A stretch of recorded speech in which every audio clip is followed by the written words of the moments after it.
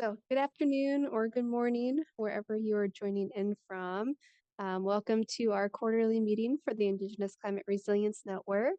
For those who don't know me, I'm Sara Smith. I'm the Midwest Tribal Resilience Liaison with College of Menominee Nation and the Midwest CASC, and Allie Scott is co-hosting with me.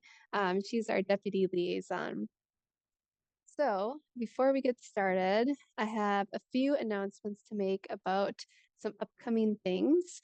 Um, and I will also send this out in an email as well with additional ones. So, we're not here just doing updates on events and things like that. So, the first one is that we have now scheduled our quarterly meetings for next year.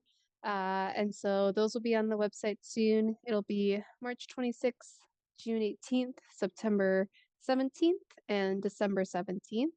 We're going to shift it to 1 p.m. Central. Hopefully some more folks can jump on at that time. I know lunch hour can be a little iffy. The second one is that the 5th National Climate Assessment just got released a few weeks ago. And so there is a big webinar series happening with webinars that started back in November and going through March. So I'll put that in the email because each of the chapters have their own webinar and their own registration for those webinars. Some to keep in mind is that the Tribes and Indigenous Peoples chapter is on January 19th at noon Central, I believe. And then the Midwest chapter is on February 20th. Northeast is on February 22nd. And then there's a lot of great ones all scattered throughout too. Some other really big ones coming up that we wanted to share is that we do have the save the date out now for the Shifting Seasons Summit number 4. Some of you attended the previous ones. That will be October 7th to 11th, 2024. So it's a little ways out. And that'll be hosted here at the Menominee Resort and Casino in Keshena, Wisconsin. And we hope to see you all there. I have a bunch of other updates, but I don't want to take away from our presenter. So I'll just include those in an email and we can get started with that. If you have any questions, you can just put them in the chat during the presentation. Feel free to put your questions in the chat as well, and then we'll do question and answers at the end. So I'll turn it over to Allie. Thank you, Sara. Yeah, we're really excited today to have Victoria Lee joining us. And so Victoria is a research scientist and engineer with NASA's Applied Science Program. And they focus on developing Earth observation data, tools, and curriculum to support Indigenous communities and their long-term climate adaptation and planning goals. And so we're really excited that Victoria is here to talk about NASA's Indigenous Peoples Initiative and opportunities to become engaged with their work. And so Victoria, I'll go ahead and turn it over to you. Thanks so much for being here. Allie. Thanks, Sara. Thanks so much for having me here. I'm sharing my screen now. Can you see it okay? Yes, it looks good. Yep. Cool. Yeah, thanks so much for having me here. I met Allie and Sara at the Midwest Climate Resilience Conference a couple months ago, and was just so happy to connect with them and be able to connect with this whole community here. So hello and bonjour. My name is Victoria Lee. I'm of Chinese and Vietnamese descent and first generation to North America. And I live in Ohlone Lands, otherwise known as Oakland, California. I said in Vietnamese and bonjour, which is how we greet each other. And it translates to, have you eaten yet? So I hope everyone's nourished themselves a little bit today or are on their way to. And yes, I'm an applied scientist at NASA Ames Research Center, which is about an hour south of San Francisco. And thanks for joining me today as I share about the Indigenous Peoples Initiative at NASA. I may refer to this as IPI. And here's pictured my team: Nikki Tully, Sativa Cruz, who are both down in the Southwest, and then Amber McCullum, who's also here in Oakland with me. So I wanted to start with just an example in a project that is very dear to me that I've worked on for a long time. It's an example of some things that we do at IPI. So IPI engages with communities to foster an ethical and culturally relevant space for us to use Earth observations in monitoring, mapping, managing natural cultural resources. And the pillar of this work includes community engagement and co-production of place-based remote sensing trainings specific to Indigenous lands and territories. And I'll share more about remote sensing and those definitions.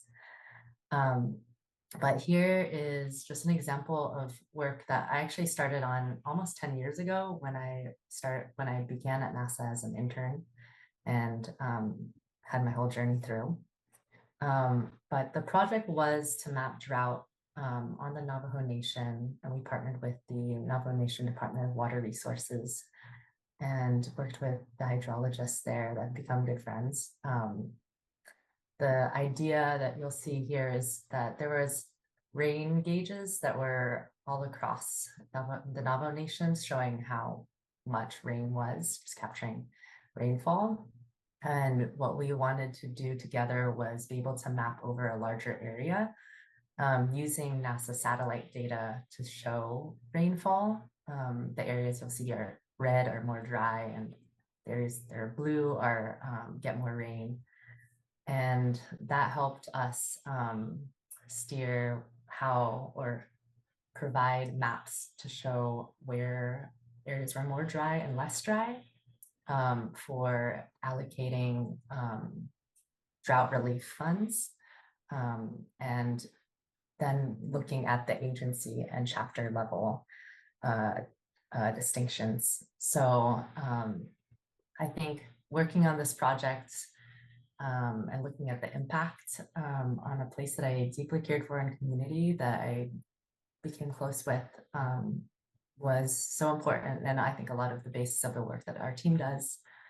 And with extremes brought forth with the impacts of climate change, I believe that Indigenous communities are uniquely positioned to braid many forms of knowledge and technologies to protect and restore the Earth's most vital lands.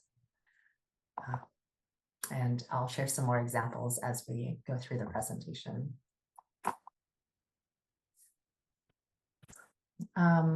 Stepping back a little bit to give more framework of the Indigenous Peoples Initiative at NASA. I think a lot of people are like, what?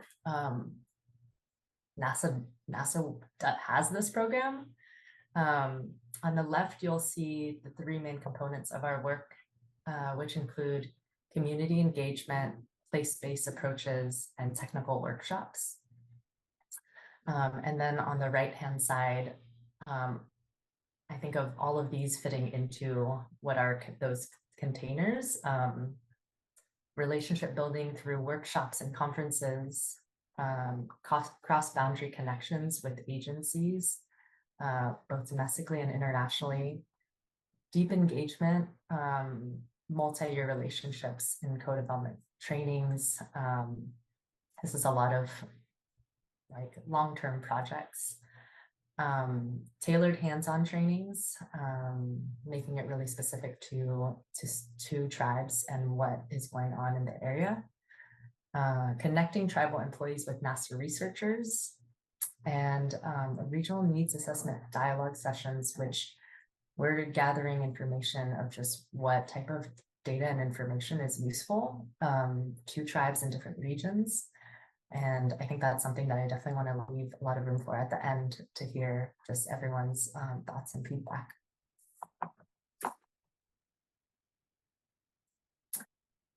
So two aims that we have in the Indigenous Peoples Initiative is to cultivate knowledge sharing pathways around the use of Earth observations for Indigenous communities, and to strengthen capacity for the use of NASA Earth observation data and tools for Indigenous communities, and then to increase Indigenous representation within NASA.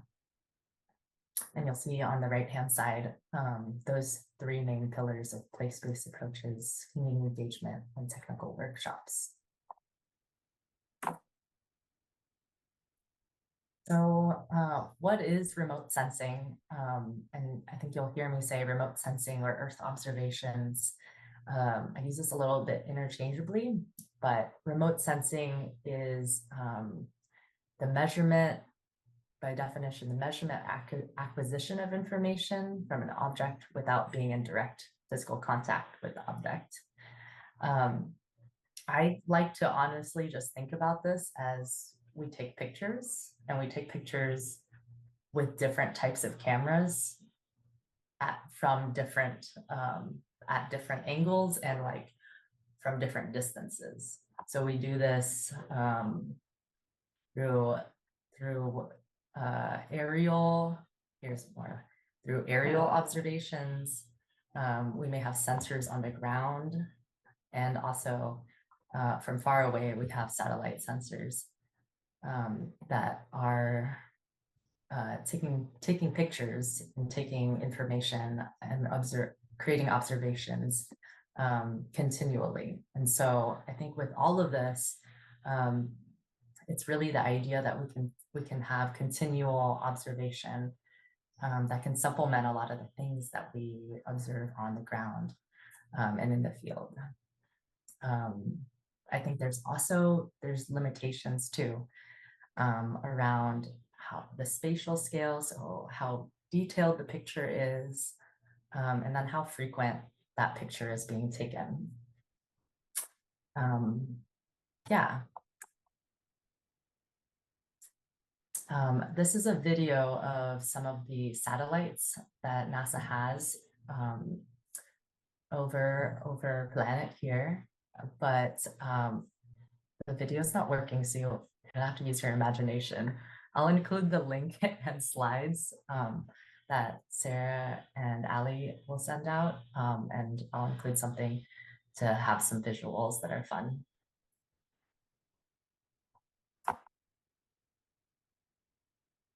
So one effort that I wanted to highlight, and I brought in the beginning, was the Navajo Nation Drought Severity Evaluation Tool, that internship project that turned into a much longer term project.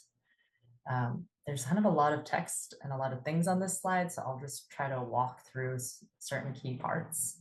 We don't have to digest all of it.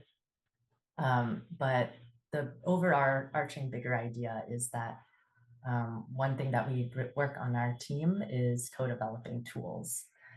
And here you'll see a picture of one of our old coworkers and some of the partners that we have, the hydrologists at the Navajo Nation Department of Water Resources, collecting rain gauge data. So we included the rain gauge data that's collected on the ground, and also the satellite data and other model data and drought indices to be all included into this drought severity evaluation tool. And I think this was such a awesome project to both work on and also set a good model for us, because there was so much back and forth. I would be on the phone with Carl and we would just be kind of building this together, or I'd say, hey, how does this adjustment work? Or we talked also about the calendar system and using both the Gregorian Western calendar as well as the Navajo calendar. So I think the back and forth was so needed, and the co-development was set a good precedent for other projects. And so yeah, that's something that we're always interested in doing if that's something that people want to talk about.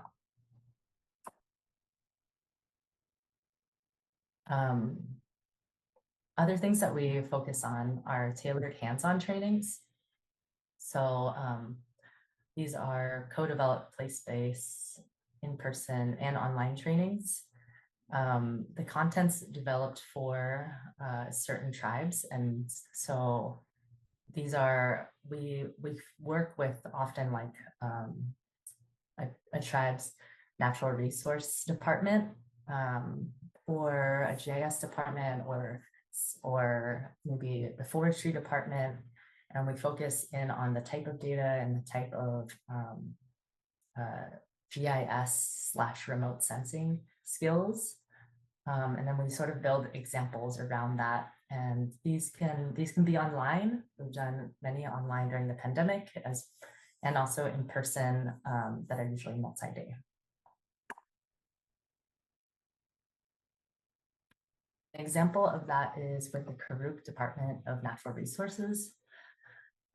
This was earlier in the year, and it focused on the Karuk's landscape monitoring and data needs, with an emphasis on wildfire monitoring. Another example of this is with the Navajo Nation earlier this year too, and this was both training and also a community event. And so I thought this was such an awesome, this is more of what we want to do, because it brought in family and both elders and children, and we had games where you can look at satellite data, and you can see some folks here playing with that, as well as having like a community meet and greet. And then the next day we worked with the natural resource department and had more of like a roundtable discussion. But this was such a great way to have intergenerational connection, and it's something that I would love to see more of.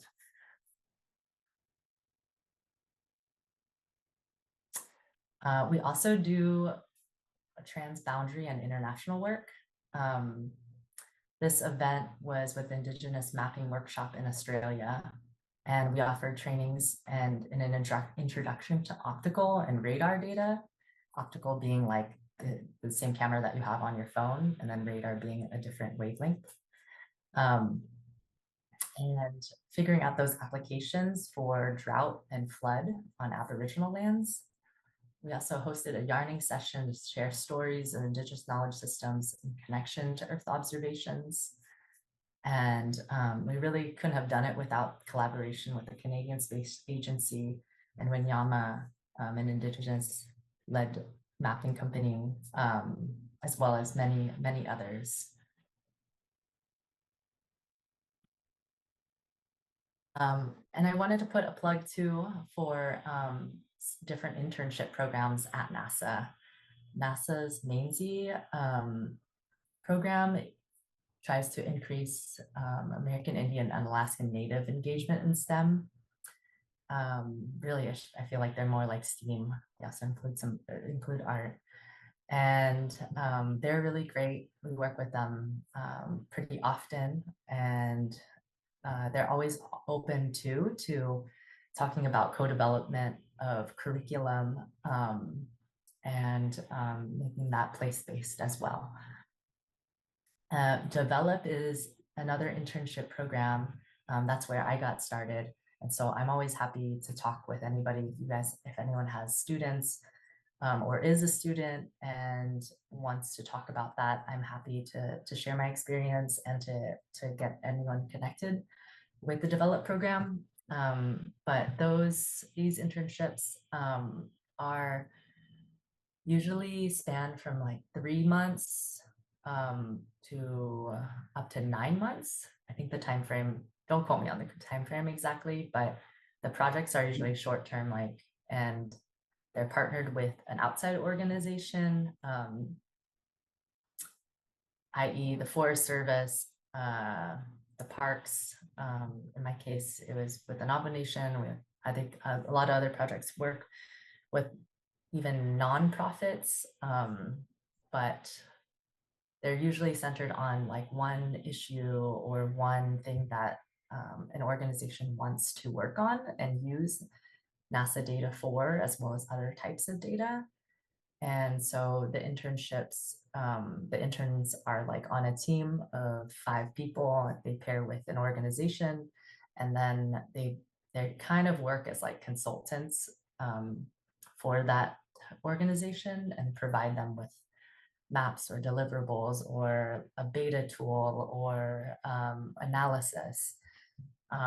But it's an awesome experience for an intern to get started at NASA, to work on a team of other students, usually at the college or master's level.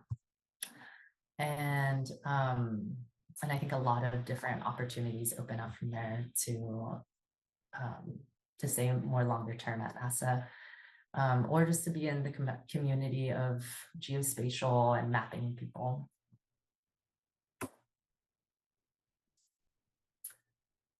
And one last thing that I wanted to share was these data chats and understanding the needs and gaps.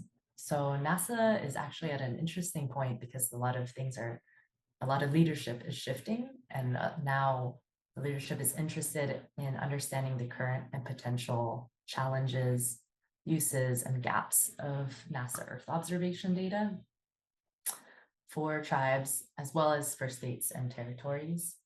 But our program here is, of course, focused on tribes. And what we're aiming to do is have one-on-one chats as well as regional dialogues on all of the areas of interest that are on the right-hand side. So disasters and wildfires, food sovereignty and agriculture, ecological conservation, water resources, climate adaptation and resilience, health and air quality. Yeah, we're interested in hearing what projects you have going on, what projects you want to be working on. Do you use any NASA data? Do you want to use it? What GIS data do you use? I'd like to think of this also as like both room for like reflecting and seeing what data your projects are using, and then also imagining. I think that this is also a great time if you're like, I really want this and I don't know if it's out there, but it's something that I'd really like to see. One example I have is beginning to work with Indigenous firelighters who work on cultural fire. And one of them, who has a background also in GIS, was saying, hey, I'd really love to see some sort of technology that looks underneath tree canopy after a burn. Like, what can we use with that? So it's kind of an open-ended invitation right now to hear reflections and thoughts, as well as imagining other things that could be possible. Yeah. And so after I close out here, would love to talk to folks more about that. Thank you. Here's my email address, and I'll open it up and hand it back to you, Ali. Yeah, thank you so much for your presentation, for telling us more about your work. It's really exciting to see these programs happening in NASA. And so I think it would be really great if any of you have questions or even thoughts or feedback, because it sounds like we want to have kind of a discussion about these types of programs and things you'd like to see. And so if you'd like to go ahead and put that in the chat, you certainly can do that, or feel free to raise your hand and you can unmute, and we can have kind of a discussion here.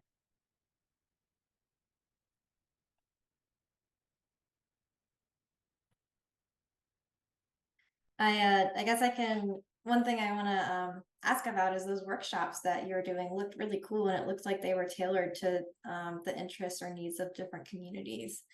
And I wanted to ask if you're looking to continue doing these types of workshops, and if so, how people might get in touch with you and what the process might look like for setting up something like that. Yeah. We definitely are looking to do more of these. It's kind of like a main bread and butter for our program.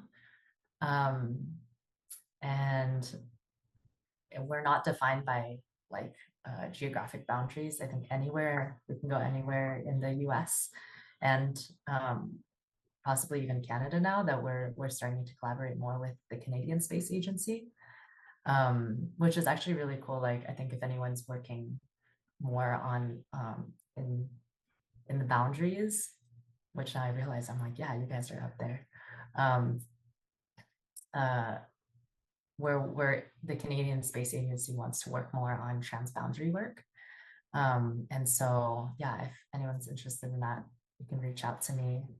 We don't have like a formal process of like wanting of how to establish these. It's more so kind of like this, like we go to different community events and we kind of share what we do. And then when people have interest, then we just start a conversation and we see what goes from there. And often who the tribe wants to pull in. But it usually starts with somebody that we meet and then whoever they want to invite, if it's like if we start with the natural resource department and then they want to invite like the GIS department or the fisheries. Yeah, but it's more organic. And you can just email me and we can just set up a time to talk. And there's no cost or anything. And I think also affiliated with it too, NASA just provides data. And so we also don't take any data. And I just want to be clear and transparent with that on the topics of data sovereignty. Yeah, and we're also just beginning, I'm trying to start conversation to see what other types of support that we can provide to like keep on the topics of data sovereignty and data infrastructure and stuff like that. But yeah, very key that NASA just gives the data and doesn't ask for any of the data. Yeah, I'm glad to hear that you're thinking about data sovereignty because I know that that's a huge topic. So that's really good to hear. And so with these workshops too, and the training that's provided, what are some of the outcomes that staff might see, you know, in addition to having access to this resource? Do people come away feeling more prepared to interact with this type of data? Is there support for helping technical staff learn how to use GIS? And I was wondering if you could talk a little bit more about that. Yeah, I think the outcomes are gaining some of the skills. I think people vary on like what level of GIS. Some people will go into these workshops like some of these workshops, people have like zero experience, and some people are like, well, I took one class in GIS, so I am familiar with what it looks like. And then some people are like, well, I've done like my master's in this and I'm like a whiz. And so I think we try to assess where the skill level is. And then I think we split up and try to help with people making sure that everyone walks away learning something. Usually I feel like if someone's totally new, then it's like getting them familiar with like the interface. And if someone's like very experienced, then it's exposing them to like other types of data or talking about the projects that they're working on and ways like if certain data can include model data or be used in a model, or kind of like pushing it to the next level. I think in terms of longevity after the workshops, I think that's where we just want to like keep the conversation continued and open, and then just see from there. Because some of those, you know, we hope that they turn into like long-term projects. And sometimes it's just being a resource to the staff that have gotten training. And sometimes we're training some of the staff so they can train other staff. So, and I think for those latter two examples where it's more like staff support, that's something that our team is figuring out, like how do we have the right, we're only 4 people. And so we're also thinking, okay, how do we distribute our time? And then also just being clear, like, this is how much time we can offer. And yeah, that type of thing. Thanks. Yeah. I do want to invite, if anyone wants to, feel free to go ahead and unmute or put things in the chat, please do. I do see I see a couple things in the chat right now. Someone was thanking you for mentioning data sovereignty and asking if the slides of further information and links will be provided. And so, yes, we will follow up with those, the slides and with further information and the follow-up email along with the other announcements that Sara was talking about. And then Mike Dockery, I see you have a comment in here too, wondering if NASA is working with BIA, mentioning that there's a gap between BIA forestry, inventory and modeling, and tribal forestry departments, and maybe NASA might have some resources and data to support on the ground tribal forest management. Mike, did you want to talk a little bit more about the comment there? Sure. Just what I said, there's the BIA planning and modeling and inventories that they're required to do for tribes often is takes a long time, or there aren't that many resources to make it an efficient process to get that data into the foresters' hands, and some of the tools and data that you have might support that on the ground management. So I was just wondering if NASA works with the Bureau of Indian Affairs, because it seems like there needs to be more resources that the BIA has to support the tribal trust responsibility.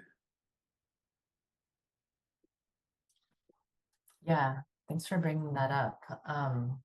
We don't have many we don't have like I think we have several contacts at the BIA, but we don't have like a continual partnership or like working relationship.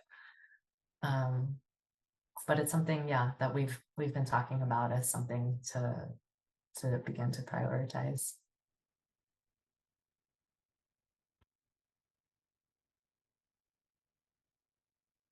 Yeah, I think that's a great point, just thinking about, where is there similar work going on, and are there ways to collaborate and build those relationships?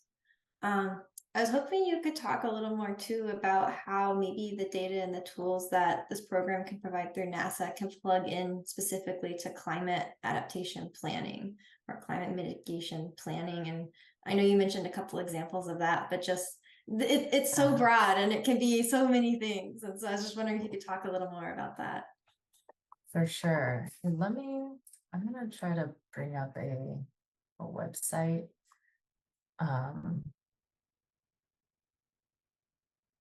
That is like kind of a good place to start.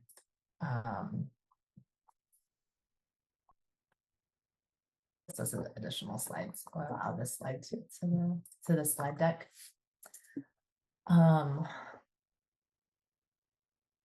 But in thinking about just like the different types of data that NASA has, this is a good place to look at it.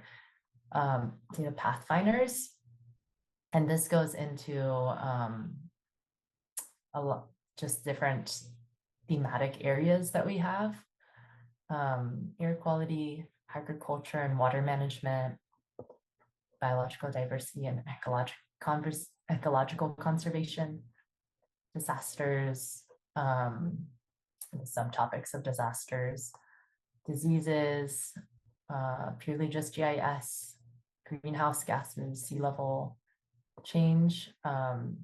So in thinking about climate adaptation, I think a lot about just the type of information that you need.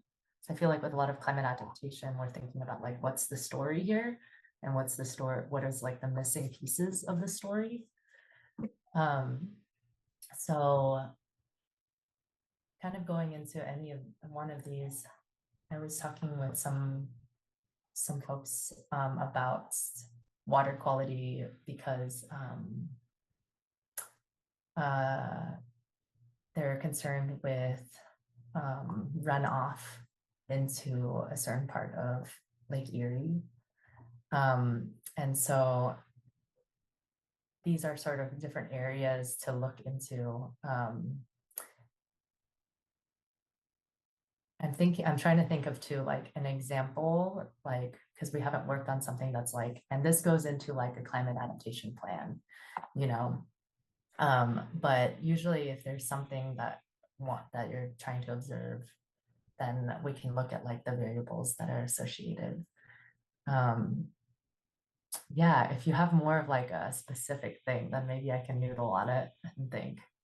No, I think that that's really helpful. And just seeing that website that you showed and all of the data that's available there, I think that's really powerful, because I think with any of these planning efforts, just gathering the information to be able to summarize what's happening and to make a plan can be a really big process. And so having this here, you know, it's really great that that is available and that there are these resources to be able to better facilitate getting this information into the hands of people who are using it.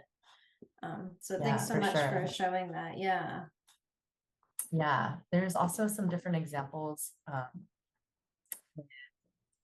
There's a lot of different tools. I'm thinking of, I can include them in the slides, but there's different, where can I find it relatively quickly?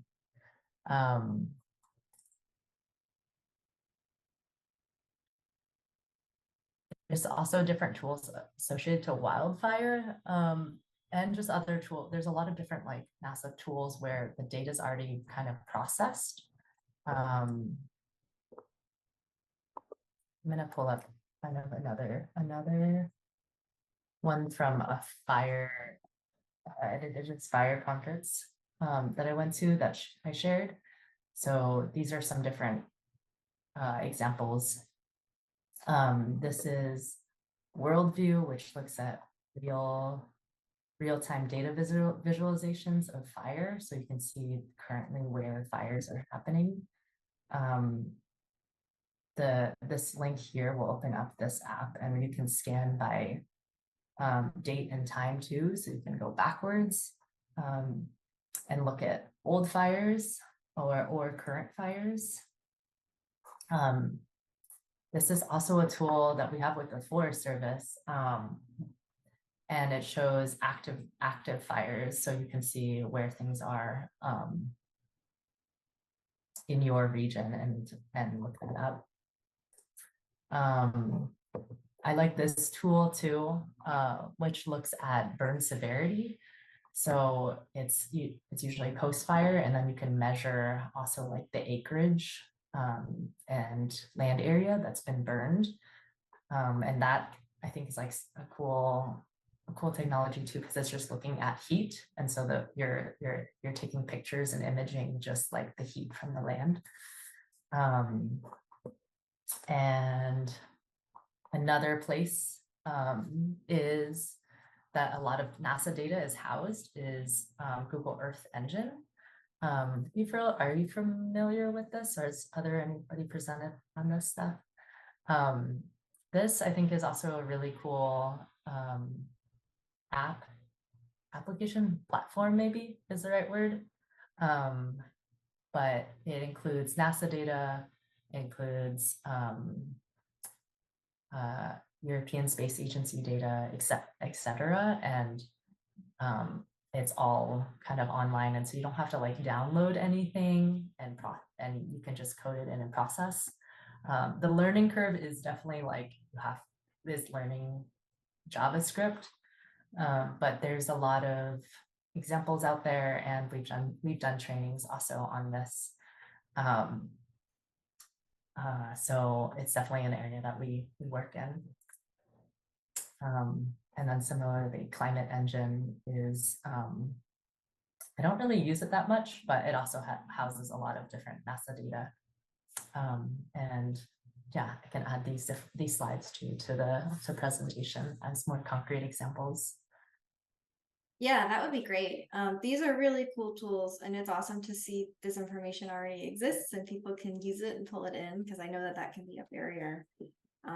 So thanks so much for sharing about that. And I really do encourage, you know, I know that this is a lot of information to take in, but if any of you are thinking about this and you have ways that you could see some of this data playing into your work, or you could see where maybe staff would benefit from some additional training in GIS or just from being introduced to some of these tools, please do get in touch with Victoria, or you can reach out to myself or Sarah, and we'd be happy to connect you with these programs and these resources, because I think that this is really promising, and I'm excited to hear that this program is growing and is thinking about ways to kind of broaden these tools and make them accessible.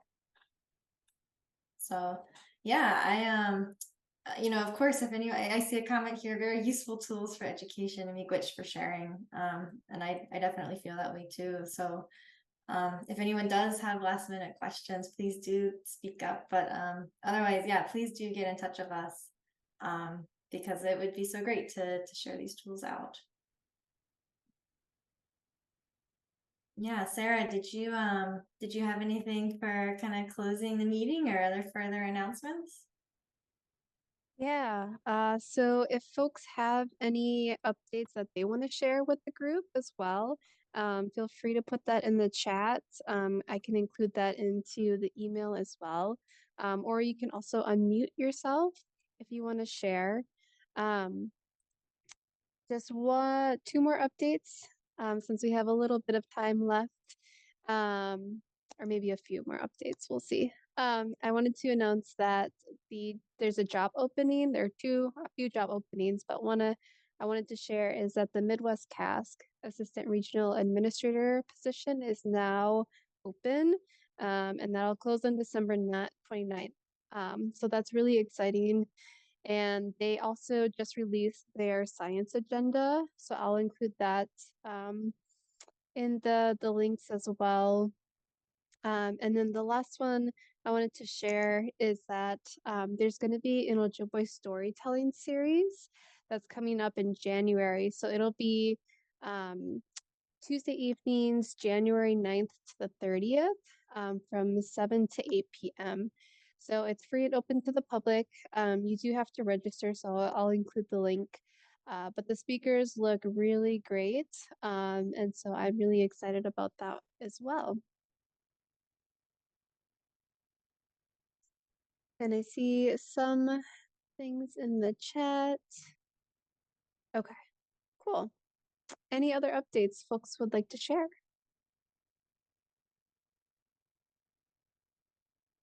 All right. Well, thank you for joining us today. The recording will be available in a little while. I'll put an announcement out there when it is on the website. And then look for my email in the next couple days with all these updates that we shared with you, and Victoria's slide deck as well that we can share. Thank you.